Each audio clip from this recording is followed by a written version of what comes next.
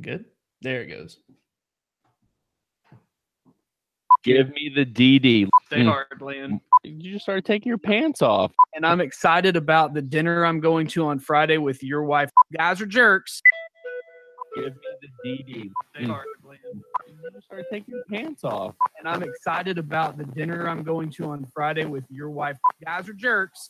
The sixth and rookie sensation Ricky Vaughn on the pitch now. You can close the book on Kelder. Thank God. Vaughn, a juvenile delinquent in the offseason, his major league debut. Vaughn into the windup in his first offering. Just a bit outside. He tried the corner in this. Walk 4. Slow, and Vaughn has walked the bases loaded on 12 straight pitches. Boy, how can these guys... Welcome in, everybody. Harry Doyle Fantasy Baseball, just a bit outside. We are live. You heard that. We are live. We'll see how this goes. Travis, we are live. We are having a great time. Myself, yes. You're hearing yourself? Wow, that's odd. That's new. Something that never happened before. So we are live. We are having some issues, and it's go time. So, Travis, roll it. These dual monitors throwing you off. You can't hear anything? We are live. We are having some issues, and it's... Where are we hearing that? I'm hearing it, too. I think I fixed it. You got Welcome in. Roll with it. Just keep rolling. Look at us. Newbies to the live. We are a podcast going live. And by the way, the greatest podcast you've ever heard for 11 guys in the Harry Doyle Fantasy Baseball League. Welcome in, everyone, or whoever's listening right now. I'm Travis Akins on the big show, the big live show, playoffs week 1. Are just about to be in the books officially. Justin and I will break down those 2 games. We're also going to get you ready for week 2 of the playoffs. Divisional Championship Baseball is here. We will look at those games and those matchups. And guys, my arm feels good. It feels real good tonight, Justin. I got some knuckleballs coming your way, buddy. Sweet. I am looking forward to those. That's one of my favorite segments that we do, is where you just randomly throw things out that I haven't heard of, and I just get to be raw and kind of tell you what I think about it. But Travis, I just want to give you a heads up that I have a new mentor and role model in my life. Okay. I have been spending today doing a lot of football watching, as many have, and many currently it looks like are still doing while we go live, since there's only a couple people watching, but whatever. I just want to give you a heads up that I may take the career path of one Buffalo Bill, Vontae. Is it Davis? Vontae Davis? I said that right? Yeah. He retired at halftime. Yes, he did.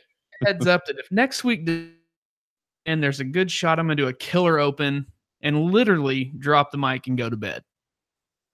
I just want you to know. Be prepared.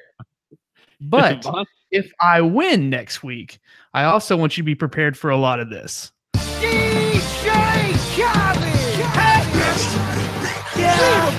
All I do is win. I'm ready. Yeah. As Chris said in the text message earlier today, the vacation is over. And you're damn right it's over. And I'm ready. So, Chris, if you're watching, he's on. If you're listening, tell your little friends there on your team that you overpaid this year, that the shit is going down. But let's get to those last week. Let's get to those matchups we just had. I just went rogue. You had no clue I was doing that in the open. That's why it's live. You can't censor me when it's live. Man, the smack talk got started early tonight. Listen, just a bit gone over the results. Just a bit out live. We are live tonight. If you want to participate, share your 2 cents on the games or the conversation that Justin and I are having tonight. Feel free to jump in the group text. You can also join us on the YouTube link and also leave your comments there. We'll see those as the show goes. So tonight, there is no big story because there is nothing bigger than playoff baseball. Let's begin with week 1 of the playoffs. So it saw 2 games, 4 teams making this first round matchup. Beards of Glory taking on Aiken's Army. That game has been very close all week. And then we also saw the Bolding Beavers, the underdogs, taking on the Wichita White Wolves. Let's begin there, Justin. Wichita White Wolves, Bolding Beavers, 323. The Wichita White Wolves have dominated the Bolding Beavers in playoff baseball, eliminating Land's sub 500 team to 323 to 260. We talked about this a little bit on our Thursday weekend update episode, Justin, and nothing really seemed to have changed. Wichita White Wolves and their steamrolling, not only of their pitching, but of their offense, just took over the weekend and never allowed Land's Bolding Beavers to get back into this ball game. This was a one-sided affair all week. I agree. When I look at this, first off, if anybody is watching at home on their kids are in there like they were last show, I apologize for that tangent I just went on. It's playoff baseball, and I may or may not be intoxicated right now. You had no idea you were going to say that. I still don't remember what I said. I blacked out. I'm like Will Ferrell, but I blacked out. But yeah, looking at this game, this was pure domination from pretty much the get-go. It stayed close the first day, but then the separation happened. Like we said on the Thursday night show, there was a big separation on Thursday. I know Chris was confident, and Chris was very excited for this matchup because on paper, on digital paper, he should be and is the better team in this matchup. I think that the points that he got out of Herman or German, whatever his name is, Marquez, made up for Zach Godley's Herman Marquez made up for Zach Godley's horrible week and Carlos Carrasco's subpar performance at 13 points. But if you look at that offense, this is what we talked about at the very beginning of the season, that this offense would put up massive points all year long. But if one or two were off, they would have trouble. And that's kind of where I think the record went south, is they had some bad weeks. It didn't go south. Let me rephrase that.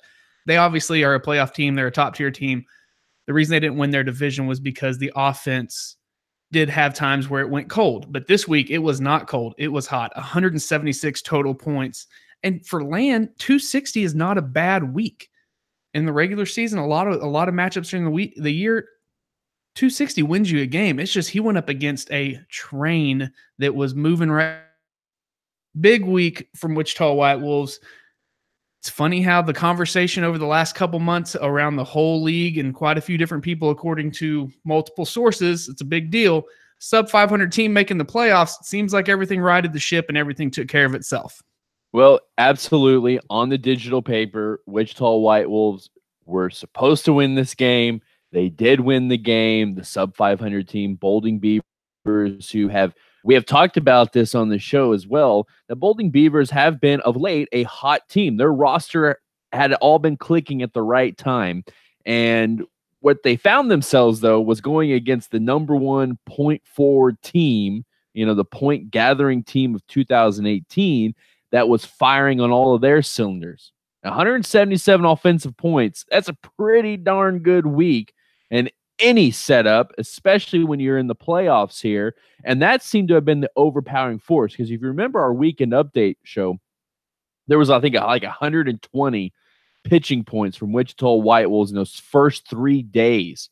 And since that Wednesday, no pitching on Thursday from Wichita White Wolves. And then it was like 26 or something points that came across from the pitching. So the pitching did its job. You'll take 146 pitching points any given week, and especially this time of year. But you are right. It is that offense. And I know you were smack talking earlier, and it's going to be a great smack talking week next week with Wolves and Tigres going up against each other. But you know what? Manny Machado, Nolan Arenado, worth every dime if you're Chris Stockhill and the Wichita White Wolves. They have earned their pay, and those are guys, elite players, as we've talked about as well on this show, that if you're going to win, especially in fantasy sports and fantasy baseball, you better have a good chunk. You better have a fair number of those top 20 point guys in the league, and it's exactly what Chris went out and got. He got himself two of the elite guys that have helped carry this team. There's other names. Javier Baez is a great waiver wire. Cody Bellinger has gotten hot, especially as the Dodgers have gotten better this last part of the season. There's other guys there, but spending that money for what it's worth, for what I think that was smart money spent. I agree. Again, Yes, Chris, Yeah. I am still playing the overpaid card. It's my favorite card to play, right next to the divisional champ card, if you will. That's a good card too because it's factual and it's in the record books forever. But I will tell you that I thought into this one, and I will openly say that I told Chris, I told Land at the time being, I did not want to play Land in the second round of the playoffs because the way his team had been playing the last couple weeks. But seeing this week, I'm not scared. I'm not afraid to go up against anybody. I think the quote this week was, "I'm afraid of no man." I think someone said that in this week at some point.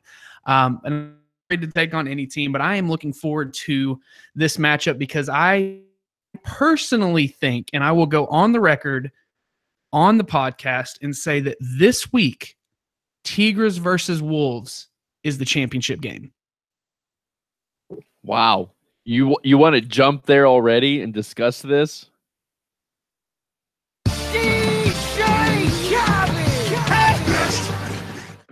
Sorry. I got a new setup and I'm enjoying using it. No, but I really feel like it's a divisional championship game, but it's not the league championship game. I don't care what you say. I mean, we'll get there. We'll get there. But I feel like the person who comes out of this game between the Wolves and the Tigres, if we took this thing to Vegas, would be the odds-on favorite to win the league. But hey, that's just me being biased and really liking my team. Absolutely. I guess. Wichita White Wolves obliterate Land's Bolding Beavers. Goodbye, Bolding Beavers. It was a good run. You did your best, and Land tried hard, but the way he started, he could not overcome. Got into the playoffs, but the better team seemingly destroyed the weaker team here in week one. Let's move on. Aiken's Army. That was a train wreck, Land. Rest in peace, buddy. Aiken's Army faced yet again Beards of Glory here in week one of 2018 playoffs. This is just a bit outside. We are live. If you'd like to join in the conversation, leave your comments or questions or thoughts in the YouTube chat. That'd be a great place for us to see those. Aiken's Army 251 over Beards of Glory 239. Sunday Night Baseball is starting to wind down, and Matt Carpenter, the last great hope for Beards of Glory to make any kind of comeback, is 0 for 3 tonight with a strikeout. Not looking good there. So this game will be pretty close to final here in just a few minutes. Justin, you are the unbiased. You have the outsider view here. This was a close game all week between Colby's team and my team, and it went back and forth in a lot of ways. We talked a little bit about this game in our weekend update show, but just through the weekend especially, how did Aiken's Army pull this off? 2 weeks in a row, mind you, against Colby's team. Well, it's going to sound a lot like my recap of the last game, if you will, because this was an offensive showing from the Army. For the week, 153.5 points.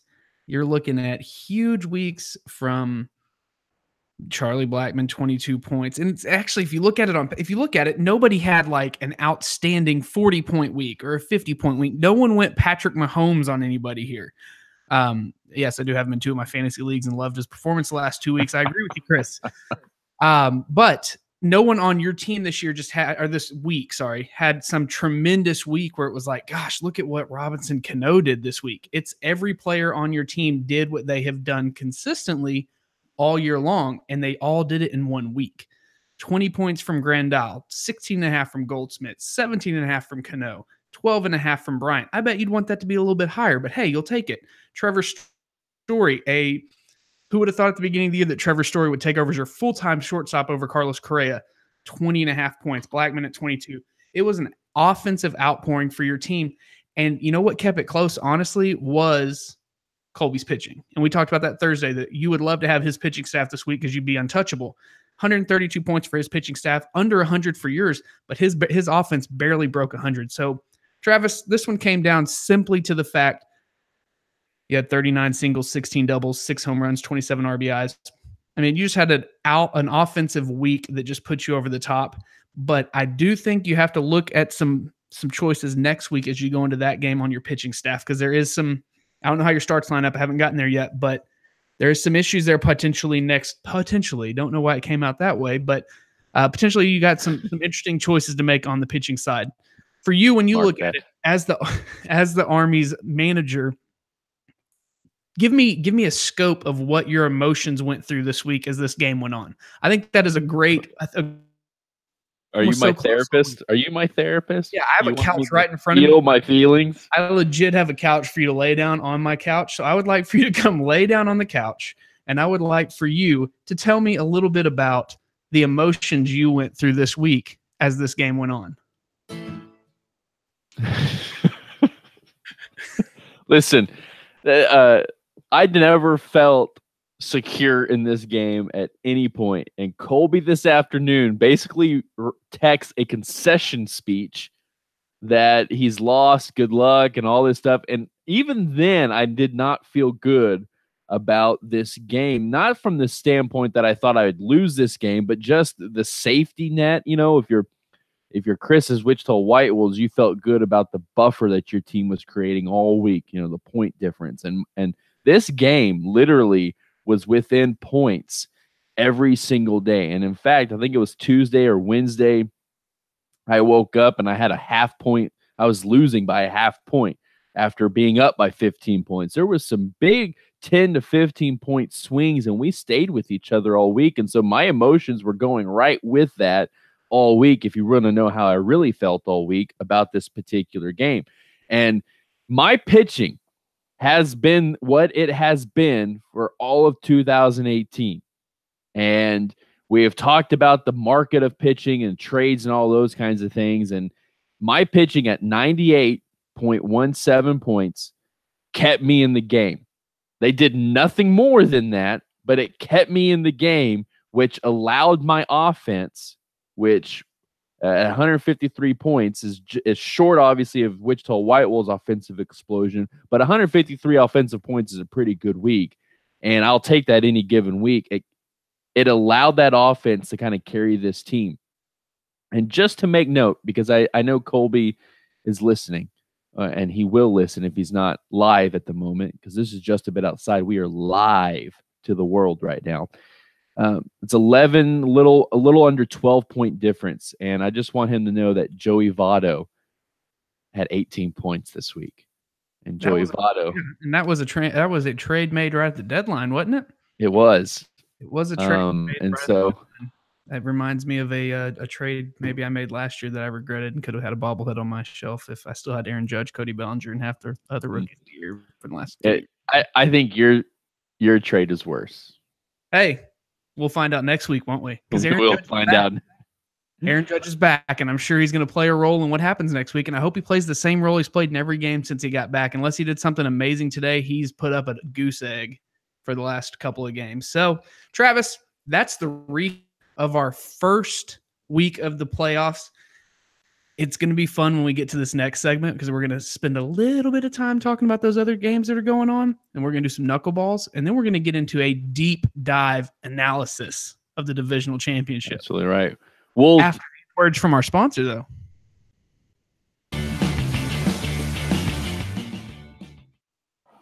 Maris is ready.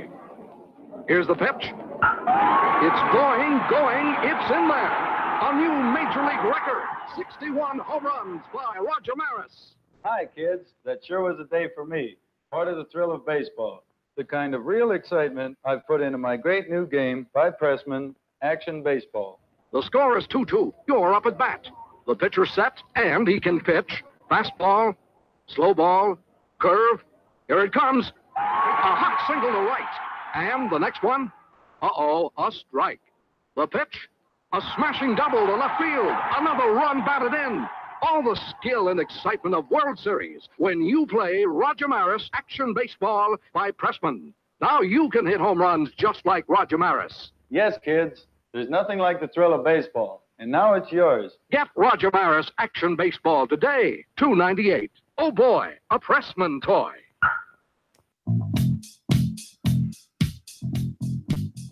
And we're back. Thank you, Roger Maris Baseball, for being a proud sponsor of Just a Bit Outside. Let's take a quick rundown and look at the consolation brackets. Remember, the way the consolation bracket works, you will have the first pick in the minor league draft next year. If you come in dead last in the consolation bracket, you will have the 4th overall pick. The 4 teams vying for those spots is the 6 Shooters, Oklahoma Smoke, and censored by the commission, and the Van Buren boys. We will start with that game, a game that was really close all week, censored by the commission versus the Van Buren boys. Van Buren boys end up taking it 227 to 188.17 if we're going to get down to decimal points. When I look at this game, Travis, I know we're not going to spend a ton of time on this. I look at some of the points down there on. I mean, it was just a subpar week for Blake. It was kind of where he's been at the last 6 to 8 weeks of the season after some trades and moves to the deadline. 97.5 points for his hitting, 90.6 for his pitching. Granted, on the other side, it wasn't huge numbers, but 109.5 for hitting and 117.5 for pitching for the Van Buren boys. This moves the Van Buren boys into the championship round of the consolation round, guarantees them 1st or 2nd pick in the minor league draft. What do you think of this game? Nothing. Exactly. You didn't. I mean, I don't this tonight because we don't want this to be about 4 teams. I'm sorry. Yeah, no. Listen, it's not terribly surprising that censored by the commission lost this game. Sub 100 in both offense and pitching. This team is not very good. Am I allowed to say that? It's true though. They're not very good. Van Buren boys, the better team, and they had a great week. 227 points is a really good week, and it'll keep you competitive in any game. Even if you're playing a 300-point team, which is more rare these days, that's a decent week. And the Van Buren boys were firing on those cylinders. A really great pitching week from the Van Buren boys this week. And you know what? The Van Buren boys have built a farm system, so it's only fitting, I think, that they are fighting for more farm system here. They seem to have created a culture, if you will, within that organization of being the young guys, or at least going after those young guys and building from the ground up. So that's not surprising in any way. 227 to 188. And the other side of the consolation bracket was the 6 Shooters, Brady's 6 Shooters taking on Zach's Oklahoma Smoke. This game saw Oklahoma Smoke advance to the consolation championship 255 to 254. In this matchup, this one came out a lot closer than I expected. Early in the week, it was kind of split, and Zach had kind of taken a big lead, but Brady fought back and made this kind of interesting the last day or two. For Brady, you've got to think going into next year as the guy who came in with a dumpster fire. For the 2nd year in a row, we have a new owner that came in and was clarified a dumpster fire roster. Obviously, Chris did a ton with his roster last year, but Brady has to be happy with where he's at right now because he has made some moves at the trade deadline to get some youth, but to open up a ton of space to hire some free agents. And all we need him to do is spend that fake money, because it proves if you have those top 20 players on your roster, you have a good shot of being in the playoffs next year. Brady's in a great spot. Oklahoma Smoke's in a great spot going in next week against the Van Buren boys. Had this been the championship week, he'd have won by almost 30 points, and he'd be guaranteed that 1st pick in the minor league draft. Yeah, those are really good points, and it goes back to another conversation in previous episodes that we've talked about how just the level of competition, and that's due to the owner's buy-in of the league and the owner's participation in the league and just the competitiveness of our own owners. But these 2 teams are a really good example of where the future of our league lies, because these 2 teams have bright futures. These are good foundations for these teams, and these 2 teams are going to be substantially better in 2019. And yeah, sure, they're fighting for a 1st place or a 1st draft pick in a minor league draft that we'll do next March, and that's just another building block for them to fight for. But they have built those they have those building blocks already. They have worked on those, and there are some good foundations here. And so this is a close game, had been all week. This game to me mirrored my game and Colby's game in a lot of ways, right? Oklahoma Smoke with a great offensive outpouring this week, and the pitching was the weaker end. And then 6 Shooters do the exact opposite, a terrific pitching performance and the weaker hitting side of things. And so that's just kind of makes it a more balanced game. But to all your points, yes, I think the future for both these teams, and that starts in 2019. These are going to be good teams in 2019. Well, my favorite part about this new consolation bracket that we're doing this year is it kind of eliminates the tanking idea of let's lose all the games, get the 1st pick, go get that number 1 minor leaguer, which if you looked at the draft this year, some of those minor leaguers that got drafted this year in their first years are ranked in the top 25 already and have played like 5 games. But what I like about this is you're right. These two teams are primed for the future. And let's say Brady takes out Blake next week. Brady gets a 3rd pick. Oklahoma Smoke wins first pick in the draft. Knowing both of these guys, I am not surprised if neither one of them makes that pick. Because now that we have this consolation bracket and we have these trades that have kind of evolved over the years, the first couple of years of this league, trades were player for player. And then last year they became player for player and money. This year it became a crapshoot on what you got, but now we started to see the draft picks come in. And all that time, right up until the minor league draft, there was a ton of trades going on to get as many minor league draft picks as you can. I could see both of them and spinning it for something that will help them next year, as opposed to drafting someone who sits in their minor league system for 3 years while you wait for them to get there. That's why this league is so unique. That's why this league is so exciting. I'm interested to see, especially because I predict that we'll take the championship next week in the consolation bracket and have that number 1 pick, but I highly doubt he will pick number 1. Well, and these two owners, they're active owners. They've proven that before. Brady was incredibly active at the trade deadline. Zach was the same way throughout the year. He's always working his roster. You know what? Some things just didn't work out this year, but there's a good foundation there. And there is a benefit, right, to have these picks. If this is what you're fighting for, this is a benefit to grow your own players because you have more control over these kinds of guys. You know, Ronald Acuna for Zach's team. It's going to benefit him to have the rookie contract. It's going to benefit him to have the ability to extend him. He could have control over him for 5 years. You know, there are benefits to this consolation bracket, and it creates that competitive atmosphere. And I was being in jest earlier. I like the consolation bracket. I think it's a good thing. And congratulations to the Smoke and to the Van Buren boys who'll be fighting for 1st and 2nd in that draft pick next week. Boy, that was a terrific knuckleball. That one got up to the home plate and just kind of wiggled. Almost waved by to Blake Swihart. What just happened there? I mean, that was a funky delivery. He took a little something off of it. It was wiggling, and then watch the swing from Blake Swihart.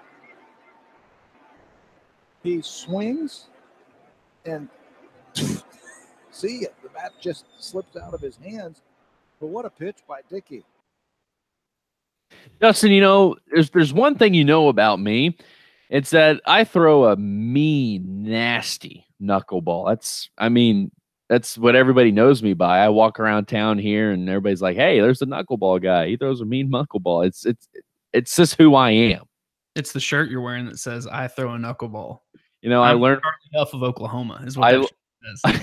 I learned from the great Charlie Huff himself. Did you smoke a pack of cigarettes while you were doing it? Because that's how you do it. I'm smoking right now. I did see Charlie Huff running poles one time at the old Texas ballpark before they built the ballpark in Arlington, and he had a cigarette hanging from his mouth as he was running his warm-up poles before a start. Not to derail this, let's get right back into those knuckleballs. Charlie Huff is a hero, a true American hero. That's when baseball players were real men, right? Yeah, they weren't scared of cancer. Listen, I throw a mean knuckleball. That's the point of this whole thing. Everybody knows me for my knuckleballs. And so, Justin, in our live edition segment of knuckleballs, I want to throw out some audio clips. You haven't heard these. You don't know what they are. And obviously, just like a knuckleball, they're going to be dancing around. You have no idea what's coming at you. But I want to play some audio, and then I want to ask some questions to you, and we'll just kind of chit-chat here in this knuckleball segment. Justin, why don't you start with number 1 for me? America, we need to talk. A new poll has Taco Bell topping the list of best Mexican restaurants in the United States. Yeah, Taco Bell. Yeah, that really happened. So the Harris poll surveyed more than 77,000 customers on over. Taco Bell came in at first. The runners-up include Chipotle, Baja Fresh, Del Taco, and Qdoba, believe it or not. What the heck? Can you believe that? Are you a Taco Bell fan, Justin? Okay, let's clarify what are they talking fast food? Or are they talking like sit-down restaurants and Taco Bell's the #1 Mexican food in the country? Or are they saying fast food? No, I mean, apparently. No, but you can clarify right now for me. Yeah, apparently in whatever survey that this was, Taco Bell was voted the best Mexican food in the country. That's ridiculous. Because let's be real, it's not even the best fast food Mexican food out there. That would be Taco Casa. Taco Casa is the top of the chain. There is a hierarchy, if you will, of Mexican. It goes because Chipotle shouldn't even be on the list because you can't drive through. Chipotle's fancy. They have a walk-up buffet. They're fancy. You've got Taco Casa because of all the cheese. It's amazing. Get you a spicy burrito sometime. Directly under that, touching, like they're basically like 1 and 1A. You got Taco Bueno because of the amazing Mexi dips and chips and the chalupa. Number 3, you have Taco Cabana because they have amazing quesadillas at 3 a.m. after you've been bartending all night from a former past life I've had. And then right below that is Del Taco, and that's only because their corporate office is located on 1187 in Rendon, Texas, in a house. It just says Del Taco corporate office. And then directly under that is something like something you're going to find on the side of the street on Rosedale and Fort Worth. And Rosedale is where the human sex trafficking capital of Texas is. And then way down at the bottom is Taco Bell. Taco Bell is not good. Listen, I will say this. For what it is, I like Taco Bell, and it'll always have a special place in my heart because you and I grew up in the Mansfield of old where you had the McDonald's and the Taco Bell. Remember when the Taco Bell came? And that was such a big deal, and you could spend $3 and get 12 burritos. I remember when that happened, I also was when I tore my hamstring as a baseball player my sophomore year and went from 185 to 290 in a year. Like I couldn't walk, and I really enjoyed getting a large fry at McDonald's and 6 different burritos or Mexi dips or big beef Mexi melts or whatever next door. Yeah, I definitely remember it. Taco Bell. Listen, regardless, Taco Bell is not the best Mexican food in this country, but it also Taco Bell has also given us one of the greatest moments in television history. So Justin, play 1-2 for me. Can you do me a favor? It's my lunch break, and I haven't had a chance to get anything to eat. Can I ask you to get me a little something to eat? No. All right, here's how this will work. You order for me a burrito supreme, okay? For you? Yes. We're not allowed to order our own food. Okay, what would you like, ma'am? I told you the 3 cheese beef Anything else? and your stupid ranch. No. You misunderstood. But you have to order it. All right, it's a burrito supreme with no meat. Okay, try it again. What else, ma'am? Burrito supreme with no meat. All right, fine. Thank you very much. What's the total? That's $26.80. What's the real total? The real total is $26.80. The burrito supreme is a little pricey. What? It's one of our most expensive items. Melt. Me. Whoa. If I can repeat that order. You ordered Something. Had to drop that. Tacos or something, chicken. something and a burrito supreme with no meat. Is that correct? She's gone already, Chief. She's gone already, Chief. The great David Letterman when he worked the Taco Bell drive-through. Man, I love that clip. David Letterman's overrated. Next one. Which number would you like? Wow. That was David Letterman in his prime. That's good stuff. So never. Number 3. Number 3 it is. So that Mookie has got a 10,000th of a lead there, hitting Look at the OPS numbers. 335, and got to put a little 4 at the end of that though. But JD Martinez having an unbelievable season 2, 1 home run away from tying Chris Davis for most in the majors, and leads and RBI. Who's your MVP here? If you're even going to pick between these two guys. It's a tough question because Mookie Betts is my favorite player in MLB. I just think there's nobody in the game, slender build, that could take that ball on the inside half of the plate. He hits velocity. He hits breaking balls. He hits changeups. He hits good pitching. He hits starters. He hits relievers. To me, he's one of the guys. He and Alex Bregman are 2 guys. I want up, if I have a win or a game on the line, I want him up at bat. But with that said, it's hard to look past 115 runs batted in. And I know there are a lot of different ways of looking at players. But, Dan, when you knock in 115 guys, I get it. Guys have to be on in front of you. JD Martinez, everybody, last year, all we talked about from April to the end of the year was they missed David Ortiz. They missed David Ortiz. We haven't talked once about David Ortiz since the first week of the season. The only week JD Martinez struggled the first week, we were all like, wow, maybe this was a bad choice. Should have stayed in Arizona. He's the best hitter in the AL right now. Justin, it seems fairly clear from a Major League Baseball standpoint, the American League MVP is coming out of Boston. And I know Jose Ramirez is having an outstanding year, but the Red Sox, they are the best team in baseball, the best team in the American League. They're already over 100 wins this year, and they have 2 of the 3 best players in baseball right now.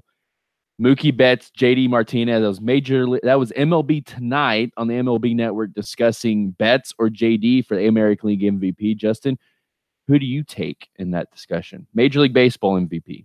Major League Baseball MVP, not fantasy baseball. Gotcha. Yeah, MLB. JD. AL. JD Martinez, definitely. I mean, the year he's had and the fact that I was the idiot at the beginning of the season who said, no, I don't want JD Martinez, Mookie Betts, and Andrew Benintendi in my outfield. No one wants all 3 Red Sox. That's not going to work out. So I traded the best one away. That was brilliant. No, I think it's definitely JD Martinez. The stat line and just what he's done since he signed there and become a major part of that offense. And just that team is stupid. And I'm excited that they are good. Are building to what the Yankees are building to, because let's be real, baseball is at its best when the Yankees and the Red Sox are going after each other year after year in their rivalry, and the Rangers are better than the Astros. So we're almost there. We're almost there. Astros. We are almost there. I would pick JD. I love the old Red Sox. Sorry. I love the old Red Sox Yankees rivalry, and I loved Pedro throwing down Don Zimmer and just that whole thing that happened. So I'm excited that both these teams are good, but on paper, on TV, on ESPN, on everything, it definitely is JD Martinez in my opinion. Yeah, I think it's fairly clear it's one of those 2 guys for the American League MVP. And I think the argument for JD Martinez, which I would lean JD Martinez for Major League Baseball, American League MVP, because I don't know if Mookie Betts has the year he's having without the protection of JD Martinez in that lineup. Now, Mookie Betts is going to have a great year without JD Martinez. He's a hitter. I get that. But JD Martinez brought something to that lineup, as Dan Plesac kind of said earlier in the clip, that David Ortiz brought to that lineup. And so I think JD Martinez, not only the anchor of that lineup, he's the best hitter in that lineup, and he provides all that protection in that lineup. Justin, let's DD. Give me the DD. Hey, head to this might be our final knuckleball here. Head to clip number 2. Number 2 coming up. Good morning, I'm Rachel Martin. A teenager in Palo Alto, California was arrested after allegedly breaking into a couple's home. But here's where it gets really strange. According to the police, after the 17-year-old snuck into the house, he actually woke up the couple sleeping in their bedroom and asked for their Wi-Fi password. Maybe he thought they'd be cool with it, just let him stream some videos, kick stuff on Amazon Prime. Alas, no. One of the owners pushed the kid out of the house before the cops arrived. It's Morning Edition. So, Justin, this real straightforward question here. Brady, owner of the 6 shooters, if he breaks into a home, he's definitely doing this, right? Oh, yeah, it's for sure. I've known that kid since he was like 15, and yeah. Here's my question. Did the cops ask if the family whose house got broken into may or may not have had a 16 or 17-year-old daughter? Because there's something to this more than I'm here to steal your Wi-Fi. No, it's here to steal your daughter. Yeah. I'm here because your daughter texted me a picture of an eggplant. Listen, you take the story for what it is, not knowing all those details. I'm trying to figure out how high you have to be to break into a home, and the first thing you want to do is go ask for the Wi-Fi password. I mean, you're on something. Maybe he was just looking to go watch that another James Franco movie or something like that. This is nuts, dude. Like, first off, there's so many things wrong with the clip you just played. There's so many things wrong with our world right now. That's a good point. But the music, I want to play this back. I don't want you to listen to the story. I just want you to listen to the music. Yeah, I know. Which number was that, 2? Yeah, number 2. Good morning. Yeah, good morning. Let me tell you about this guy needing a Wi-Fi password. This is a clip from local news. Give them a break. Oh, they're not. They're not professional like us doing a podcast live to the world on YouTube. That is right. They are not. But you know what? They are affiliated with a major network, and I guarantee you that major network has better bed music than. I work for a school district. Oh, yeah. Tell us more about your wealthy school district, Justin, and all the things that you have access to. I mean, we won't even get into it, but it's pretty sweet. Get whatever you want, but taxpayer dollars. We're not spending, we're spending advertising dollars. Travis, has anybody ever told you that you throw an amazing knuckleball? Listen, my arm feels good, Justin. I hope you were a little off balance with those dancing knuckleballs tonight. Maybe one of these days I'll throw one to you. But Travis, It is time to look ahead, because next week is the Divisional Championship Round of the playoffs.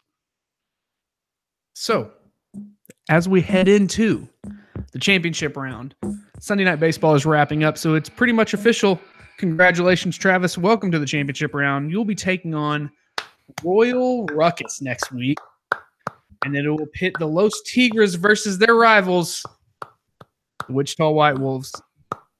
The matchups aren't entered, but looking around at the teams, it feels like just about everybody. I'm not sure about Luke. I know he's at an 8-year-old's baseball or basketball game. He's driving home right now. I don't know if he set his lineup, but I feel like the lineups are set. So let's break these games down one by one. Let's start over with the Tigres versus the Wolves, because I know both of these lineups are set as of right now based on what I'm seeing. And this game intrigues me more than the fact that it's just mine, but these are two high-powered offenses, two high-powered pitching staffs going against each other. Travis, when you look at this one, what do you think is going to happen? Listen, I honestly don't know what's going to happen.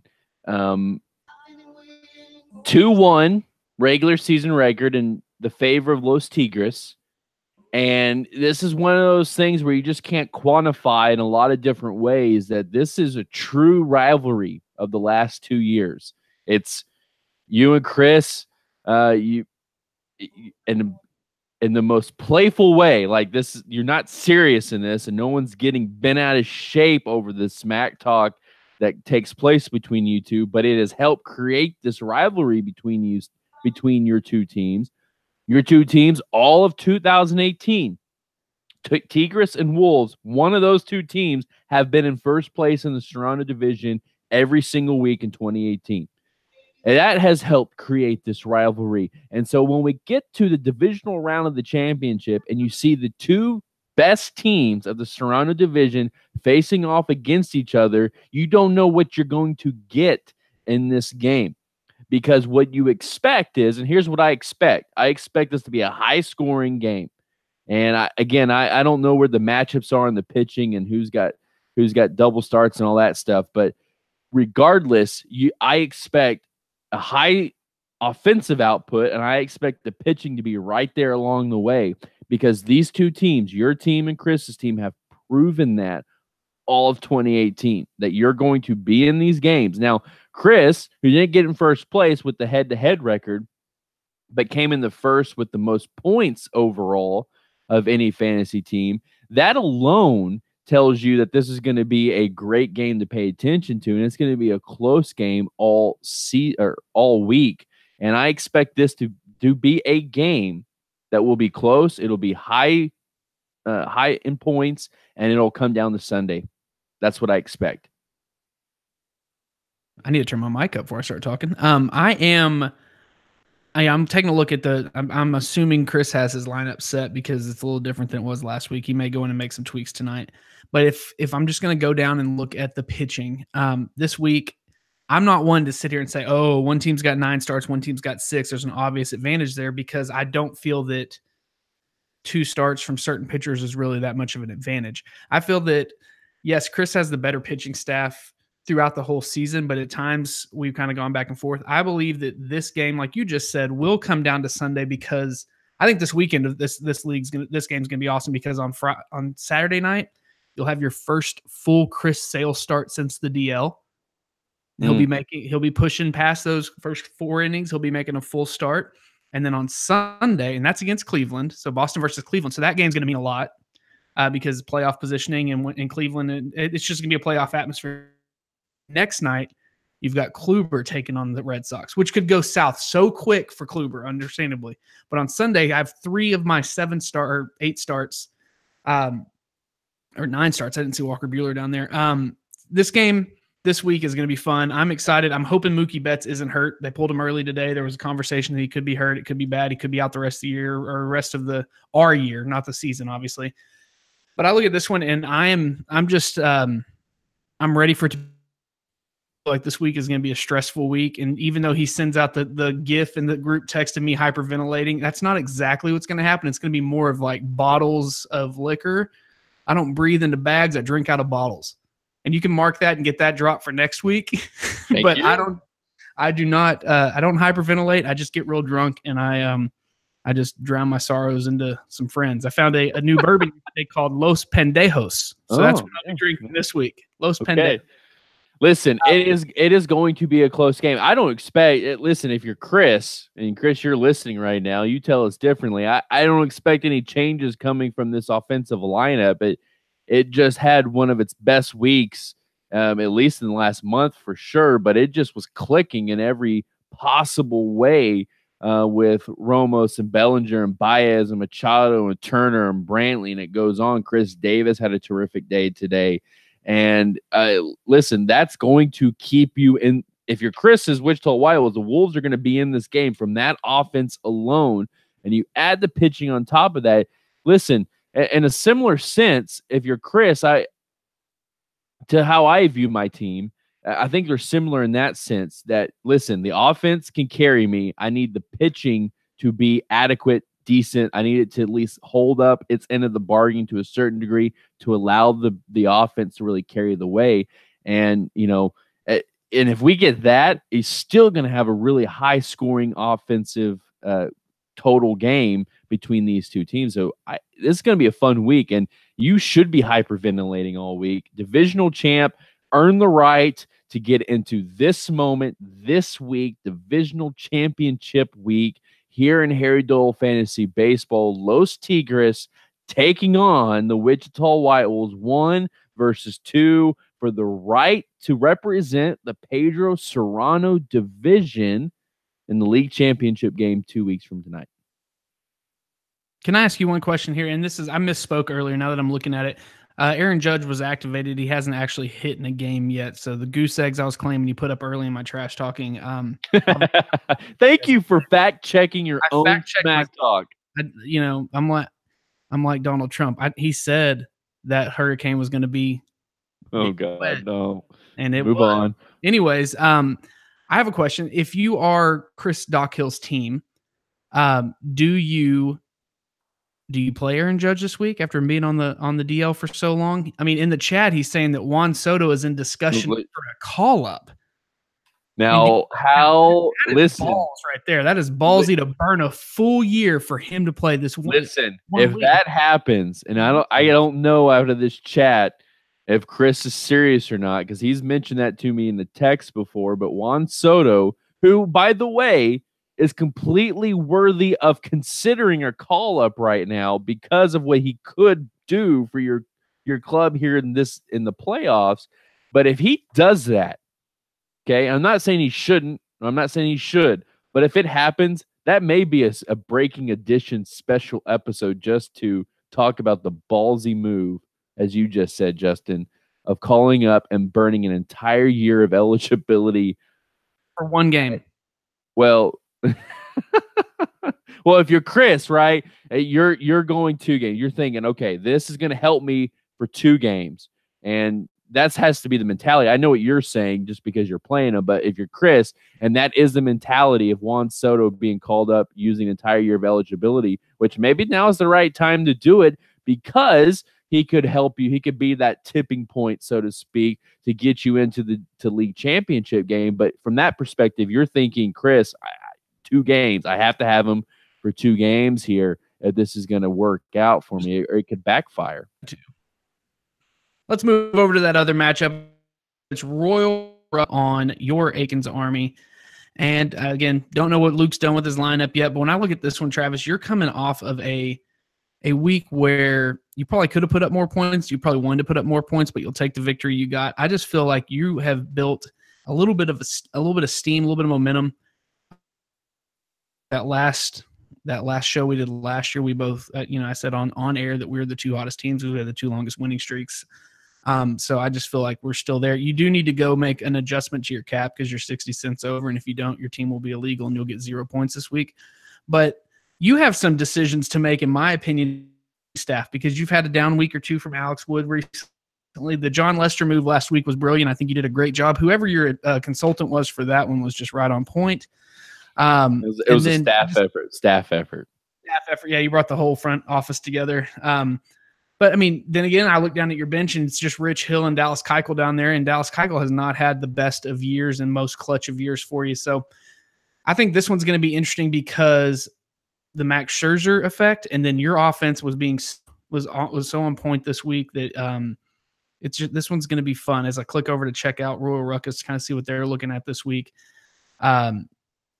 It's gonna be a great week. Well, it is 2-1. Royal Ruckus leads the Ruckus Army season record, and I went back and looked at those 3 games.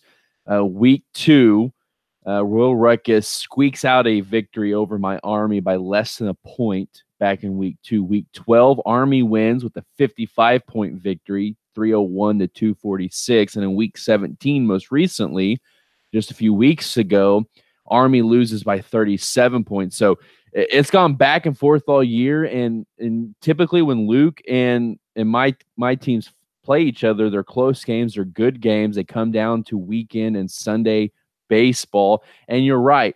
To what you said just a moment ago, Army, my team has been rounding back in the form out of injury. And we're still fighting that with the relief, which was one of the strongest points of my entire pitching staff was my relief pitching. Has been a weak point the last month or so. And so that's going to be a weak point yet again this week, and there's nothing I can do about that. But the offensive side of things, they're healthy again. And I have this great problem of Carlos Correa having to sitting on the bench because Trevor Story is too good to not put in the starting lineup for the Colorado Rockies. And so there's some really good things there for Army to pay attention to. And again, we said this earlier, and this is how I got away with a victory with Colby's Beards of Glory. My offense needs to be Army offense, and my pitching needs to be good enough. It needs to be decent. It needs to be around that 100-point marker for me to be considering a victory in the divisional championship round. And by the way, I've said this in the text, and I mean this. You have to get through me, Luke. I'm the reigning champion of this league. And you still have to get through me if you want to play one of those other guys for the bobblehead. So I'm fully expecting to be playing Wolves.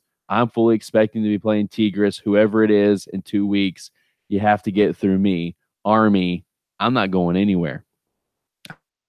Worried about the Friday night matchup that Max Scherzer has. There's a potential for 27 straight strikeouts as he takes on the New York Mets. It could be a new high for the.